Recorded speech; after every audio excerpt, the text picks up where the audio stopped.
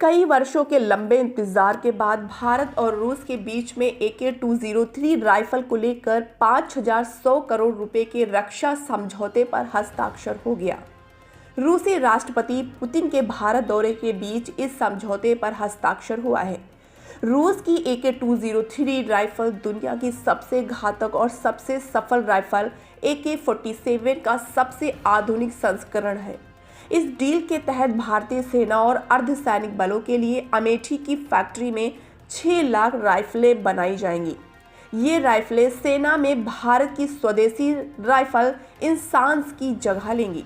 आइए समझते हैं इंसान से क्यों बेहतर है रूसी राइफल।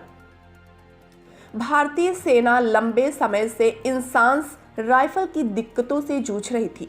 इंसास को वर्ष 1990 के दशक में सेना में शामिल किया गया था। इंसास राइफल को DRDO ने बनाया था।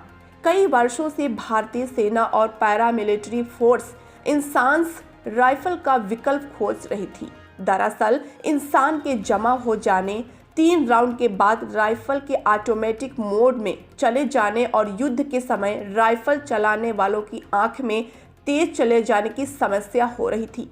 यहाँ तक कि 1999 के कारगिल युद्ध के समय भी सैनिकों ने इंसास के जाम हो जाने से मैगजीन के टूट जाने की शिकायत की थी।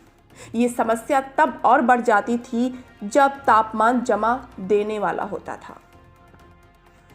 इंसास की समस्याओं से परेशान होकर जवानों ने जम्मू कश्मीर में आतंकवादी गतिविधियों का जवाब देने के लिए इंसास छोड़कर AK-47 या दूसरी इंपोर्टेड बंदूकों का प्रयोग शुरू कर दिया।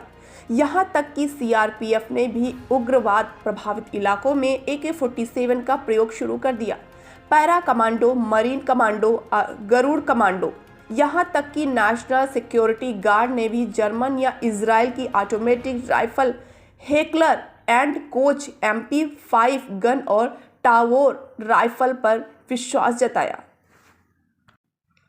यहाँ तक कि स्पेशल प्रोटेक्शन ग्रुप ने भी PM सहित VVIP सुरक्षा में लगे जवानों को बेल्जियम मेड FNF 2000 राइफल दी।